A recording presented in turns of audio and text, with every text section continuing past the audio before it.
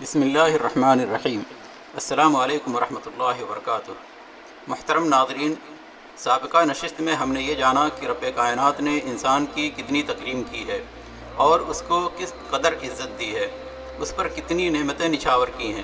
فرشتوں کو آدم علیہ السلام کے سامنے سجدہ کرایا، ابلیس کو آدم علیہ السلام کے سامنے سجدہ نہ کرنے پر اسے رانِ درگاہ کیا، انسان کو زمین کا جانشین بنایا، زمین و آسمان کی تمام چیزوں کو اس کے لیے مسخر اور تابع کیا، اس کو علم کی دولت دی، عقل کی نعمت بخشی، اس کی ہدایت کے لیے انبیاء اور رسول بھیجے، آسمان سے کتابیں نازل کیں، کیا کیا نہیں کیا اس کے رب نے اس کے لیے، تمام مخلوقات پر اسے فوقیت و برتری عطا کی۔ یہ تمام بات ہم نے گزشتہ نشست میں تفصیل سے جان لی ہیں۔ آج کی اس نشست میں ہم یہ جانیں گے کہ کیا انسان نے اپنی اس فضیلت و برتری اور عزت و تکریم کی قدر کی؟ کیا ان ساری نعمتوں پر اپنے رب کا شکر ادا کیا؟ کیا وہ اشرف المخلوقات کہنے کا حقدار رہ گیا ہے؟ تو آئیے جانتے ہیں کہ خود رب العالمین اس بارے میں کیا کہتا ہے۔ انسان کی ناشکری اور ناقدری کو بیان کرتے ہوئے فرماتا ہے وَآتَاكُم مِّن كُلِّ مَا سَأَلْتُمُوهُ وَإِن تَعُدُّوا نِعْمَةَ اللَّهِ لَا تُحْصُوهَا إِنَّ الْإِنسَانَ لَظَلُومٌ كَفَّارٌ۔ اور تمہیں ہر اس چیز میں سے دیا جو تم نے اس سے مانگی، اور اگر تم اللہ کی نعمت شمار کرو تو اسے شمار نہ کر پاؤ گے۔ بلا شبہ انسان بڑا ظالم اور بہت ناشکرا ہے۔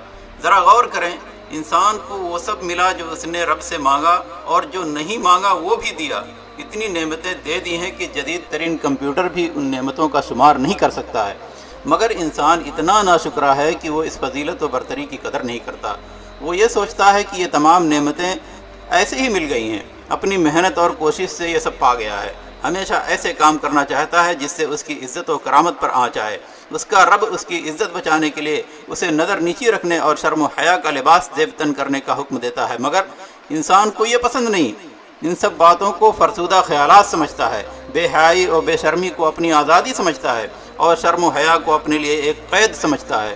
نہ مرد کو عزت و آبرو کی کوئی فکر ہے اور نہ عورت کو عصمت و پاک دامنی کی کوئی پرواہ۔ شادی کو آسان بنانے کے بجائے انسان زنا کو آسان بناتے جا رہا ہے۔ اب تو کسی معاشرے میں حال یہ ہو گیا ہے کہ شادی کو عیب اور زنا کو عزت کی نظر سے دیکھا جا رہا ہے۔ واہ رے انسان، اسی لیے تجھے عقل کی نعمت دی گئی تھی، عزت و ذلت میں فرق نہ کر سکے۔ اتنی بھی عقل کام نہیں کر رہی ہے کہ اپنے اس ابدی دشمن کو پہچان نہیں سکتا جس نے تمہارے باپ آدم علیہ السلام کو جنت سے نکلوایا، اور اللہ کے سامنے قسم کھا کر کہا کہ میں اس کی اولاد کو ذلیل و رسوا کر کے رہوں گا، اور ان کو عزت کی جگہ جنت سے نکال کر ذلت کی جگہ جہنم میں پہنچا کر رہوں گا۔ اب دیکھو وہ اپنی قسم کس طرح پوری کر رہا ہے، اور تیری عقل پر وہ کتنا ہنس رہا ہوگا، کتنے سکون کی سانس لے رہا ہوگا آج وہ دشمن۔ اسے تو اب زیادہ محنت کی ضرورت ہی نہیں رہ گئی۔ وہ تعجب کرتا ہوگا کہ عقل کی نعمت پا کر بھی یہ انسان اپنے رب کا شکر گزار نہ بن سکا، اور دیگر مخلوقات پر اپنی فوقیت اور برتری کو باقی نہ رکھ سکا۔ اور یہی ایک ذلت نہیں ہے جو اس کے دشمن نے اس پر مسلط کی ہے، بلکہ مختلف طرح کی ذلتوں اور رسوائیوں میں اسے غرق کر دیا ہے۔ چنانچہ اس نے دنیا کی ایک بڑی آبادی کو غیر اللہ کی پرستش کی ذلت میں ڈال رکھا ہے۔ وہ انسان جسے تمام مخلوقات پر فوقیت حاصل تھی، وہ انہی مخلوقات کی پرستش میں مبتلا ہے۔ یہ ذلت نہیں تو اور کیا ہے؟ یہ اشرف المخلوقات کا کام کیسے ہو سکتا ہے کہ اپنے سے کمتر مخلوقات کے سامنے سجدہ کرے، ان سے مرادیں مانگے، مردہ لوگوں سے فریاد کرے، اپنے ہاتھوں سے تراشے ہوئے پتھروں کے آگے جھکے، سورج، چاند اور ستاروں کی پرستش کرے جن کو اللہ نے انسانوں کے لیے ہی مسخر کیا ہے۔ انسان کی عقل کہاں مر گئی ہے؟ وہ کیوں نہیں سمجھتا کہ یہ اس کے دشمن کی چال ہے؟ اس کا دشمن اسے ذلیل کرنا چاہتا ہے، اس سے اشرف المخلوقات کا رتبہ چھیننا چاہتا ہے، اسے اپنے رب کا ناشکرا بنانا چاہتا ہے۔ کیا اللہ رب العزت نے انسان کو عقل جیسی نعمت سے اسی لیے نوازا تھا؟ کیا اسے ساری مخلوقات سے اشرف اور افضل اسی لیے بنایا تھا کہ ان کے سامنے ذلیل ہو؟ ہرگز نہیں، بلکہ اس لیے بنایا تھا تاکہ ان مخلوقات کے سامنے وہ اپنی فوقیت اور برتری کو ثابت کر سکے، اور اپنی عزت و کرامت کو ان کے سامنے برقرار رکھے۔ اپنی عقل کا استعمال کرتے ہوئے روئے زمین میں اللہ کے احکامات و قوانین نافذ کر کے اس خلافت و جانشینی کا ثبوت دے جس کے لیے اللہ نے اس کو پیدا کیا۔ وَإِذْ قَالَ رَبُّكَ لِلْمَلَائِكَةِ إِنِّي جَاعِلٌ فِي الْأَرْضِ خَلِيفَةً۔ نیز اس علم و ذہانت کا ثبوت دے جو آدم علیہ السلام نے فرشتوں کے سامنے دیا تھا جب انہوں نے ساری چیزوں کا نام بتا دیا تھا۔ इन सारी नेमतों की कदर किए बगैर और उनका सही इस्तेमाल किए बिना इंसान अशरफुल मखलूक़ात के लक़ब का मुस्तहिक़ कैसे हो सकता है? क्या अपने रब के अहकाम व कवानीन को फरामोश करके महज अपने पेट के लिए और अपनी ख्वाहिश पूरी करने के लिए ज़िंदगी गुजारने से वो दीगर मखलूक़ात से अफजल हो सकता है? क्या ज़मीन में इस्लाह का काम करने के बजाय फसाद का काम करने से उनकी नज़र में वो बेहतर हो सकता है? क्या अपने फ़ायदे के लिए दूसरों का खून बहाने से ज़मीन की जानशीनी का मुस्तहिक़ रह जाता है? फिर तो फरिश्तों का इंसान की तख्लीक पर यह एतराज़ बजा होगा, क़ालू अतजअलु फ़ीहा मन युफ़सिदु फ़ीहा व यस्फ़िकु दिमा व नहनु नुसब्बिहु बिहम्दिका व नुक़द्दिसु लक। क्या तू उसमें ऐसे को खलीफा और जानशीन बनाएगा जो उसमें फसाद मचाएगा और खून बहाएगा, जबकि हम तेरी हम्द व सना के साथ तस्बीह व तक़दीस भी कर रहे हैं।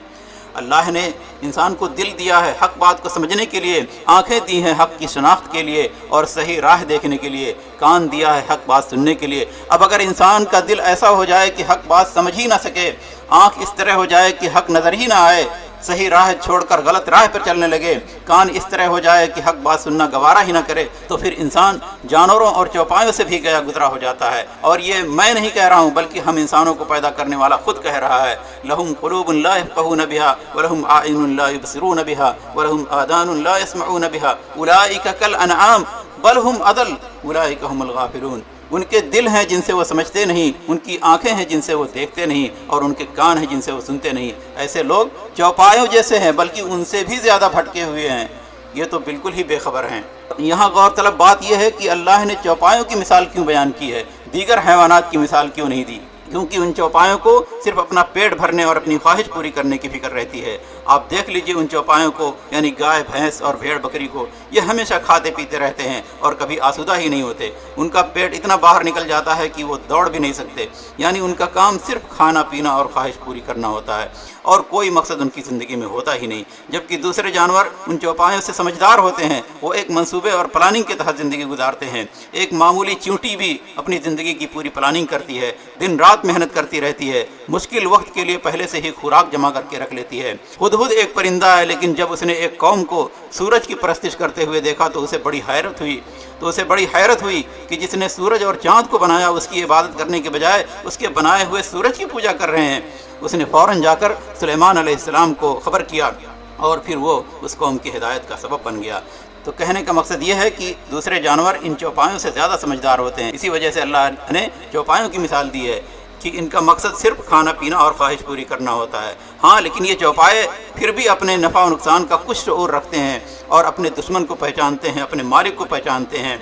मगर ये भटका हुआ इंसान तो अपने नफ़ा और नुकसान का भी शऊर नहीं रखता, अपने मुस्तक़बिल आखिरत की उसे कोई फ़िक्र ही नहीं, अपने सबसे बड़े दुश्मन इब्लीस और उसके लश्करों को पहचानता ही नहीं, अपने खालिक व मालिक को जानता और मानता ही नहीं। इसी वजह से अल्लाह ताला ने कहा बलहुम अदल, ये लोग तो इन चौपायों से भी गए गुजरे हैं। क्या कदर रह गई रब की नज़र में? कर दिया ना जलील उस दुश्मन ने जिसने पहले ही कसम खा लिया था कि उसे जलील करके रहूँगा। अब क्या मुंह दिखाएगा अपने रब को? इसीलिए ज़मीन का जानशीन बनाया गया था, इसीलिए दीगर मखलूक़ात पर फ़ौक़ियत और बरतरी मिली थी। क्यों भूल गया इंसान कि ज़मीन को आबाद करने और उसमें मौजूद मखलूक़ात का ख्याल रखने की अमानत उसे सौंपी गई थी। उनको रिस्क फराहम करने की ज़िम्मेदारी खुद रब ने ले रखी है। ज़मीन में मौजूद करोड़ों अरबों मखलूक़ात को रोज़ी फराहम करने वाला वही अकेला खालिक कायनात है, जिसने इस इंसान को भी रोज़ी देने की ज़िम्मेदारी ली है। बल्कि इंसान को जितनी तरह की रिस्क उसने अता की है और रिस्क के जितने वसाइल मुहैया किए हैं, उतना किसी भी मखलूक को मुहैया नहीं। फिर भी इंसान तमाम मखलूक़ात से ज़्यादा हरीस और बख़ील है। इतना हरीस और बख़ील कि पेट में पल रहे बच्चे को दुनिया में आने से पहले ख़त्म कर देना चाहता है कि उसके आने से हमारी रोज़ी में कमी आ जाएगी। ज़मीन की आबादी को कम करना चाहता है। तू कौन होता है ज़मीन की आबादी कम करने वाला?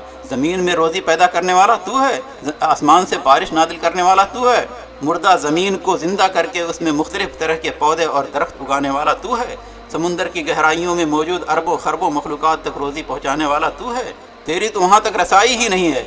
वो रब्बे कायनात जो इस पूरे निज़ाम शमसी या सोलार सिस्टम को संभाले हुए है, जिसका महज छोटा सा टुकड़ा ही ये ज़मीन है, और वो परवरदिगार आलम जिसने इस पूरे कहकशां या गैलेक्सी को बनाया, जिसका एक छोटा सा हिस्सा हमारा ये निज़ाम शमसी है, और इस जैसे अरबों कहकशाओं पर मुश्तमिल पूरी कायनात को जिसने बनाया और जो उनको संभाल रहा है, उसके बारे में तो कैसे सोच रहा है कि वो एक छोटी सी ज़मीन को संभाल नहीं सकता? चला है ज़मीन की आबादी को कम करने, तो अपने पेट को कम कर ले, अपने हिर्स और पुखल को कम कर ले, अपनी ख्वाहिशात पर काबू पा ले, جتنی روزی تجھے ملی ہے اس پر اپنے رب کا شکر ادا کر لے، تیرا بہت بڑا احسان ہوگا زمین کی مخلوقات پر۔ آخر میں اللہ رب العزت و جلال سے دعا ہے کہ ہم تمام انسانوں کو توفیق دے کہ اپنے رب کا شکر گزار بنیں، اپنی عزت و کرامت کا خیال رکھیں، ہمیں اس دشمن سے محفوظ رکھ جو ہماری عزت کے ساتھ کھلواڑ کرنا چاہتا ہے اور جو ہمیں اپنے رب کے سامنے اس طرح رسوا کرنا چاہتا ہے جس طرح وہ خود رسوا ہوا تھا۔